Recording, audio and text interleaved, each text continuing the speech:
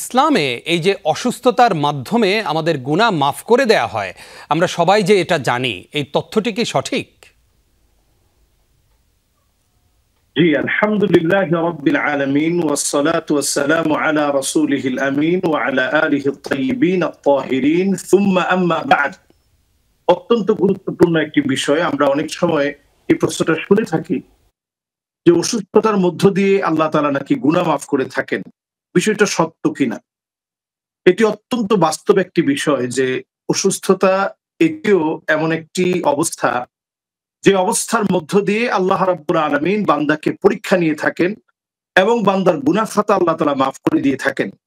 নবী করিম সাল্লাল্লাহু আলাইহি সাল্লাম স্পষ্ট ভাষায় বলেছেন, আজাবান লিআমরিল মুমিন ইন্না আমরাহু কুল্লাহু খায়র।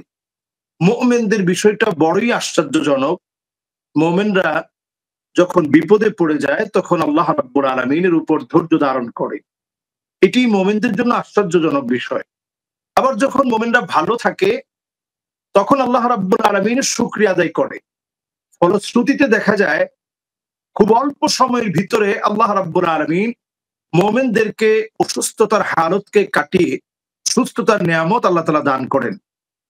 এবং অন্য হাদিসের মধ্যে পাওয়া যায়, মা ইউসিবুল মুসলিমা মিন নাসাবিন ওয়ালা ওয়াসাবিন ওয়ালা হাম্মিন ওয়ালা হাযানিন ওয়ালা আযান ওয়ালা গাম্মিন হাত্তা আশ-শাওকাতি ইউশাকুহা ইল্লা কাফফারাল্লাহু বিহা মিন খাতায়াহু। কোন মুমিন যখন বিপদে পড়ে যায়, দুশ্চিন্তায় পড়ে যায়, ব্যবসায়িক ক্ষতির ভিতরে পড়ে যায়, এমনকি একটা কাঁটাও যদি শরীরের ভিতর বিঁধে যায়, যার দ্বারা সে কষ্ট পাচ্ছে, অসুস্থতা অনুভব করছে, শব্দটা উচ্চারণ যখন করে, আল্লাহ রাব্বুল আলামিন ওই বান্দার দুনিয়ার গুনাহ খাতা তো মাফ করেনি, আখিরাতের দরজাকে আল্লাহ তাআলা বুলন্দ করে দেন। সুবহানাল্লাহ ওয়া বিহামদিহি। এই দৃষ্টিকোণ থেকে পরিষ্কারভাবে বোঝা যায় বিপদ, মুসিবত, অসুস্থতা, ব্যবসায়িক ক্ষতি, যেগুলোকে দুনিয়ার জীবনে আমরা পরাজয় বলে মনে করি, দুনিয়ার জীবনে ক্ষতি বলে মনে করি, এর প্রত্যেকটা দ্বারাই আল্লাহ রাব্বুল আলামিন গুনাহ খাতা মাফ করেন, আপনার দরজাকে বুলন্দ করেন।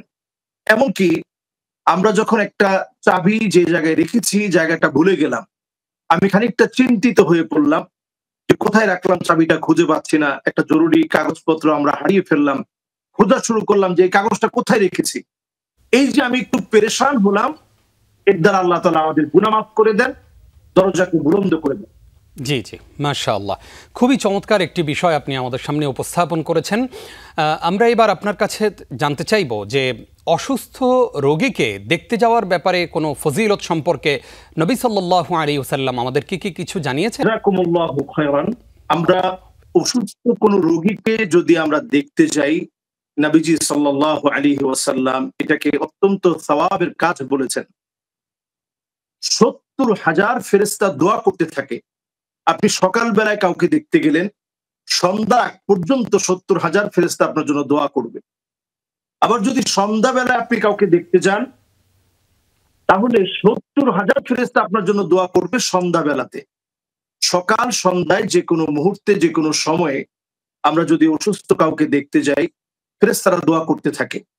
এবং হাক্কুল মুসলিম আলাল মুসলিম, একজন মুসলিম আরেকজন মুসলমানের উপরে যে অধিকারগুলো প্রাপ্য, পাওনাদার বলতে পারেন আপনি, এই প্রাপ্য অধিকারের মধ্যে একটি হচ্ছে ইয়াদাতুল মারিদ।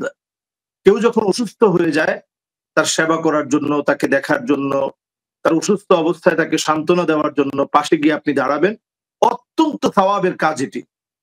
এমনকি আরেকটি হাদিসের মধ্যে আসছে, নবী আলাইহিস সালাতু ওয়াস সালাম বলছেন, ইন্না মিন আবাররিল বির আইয়ুদখিলা সুরুর ফি কলবি আহাদিকুম।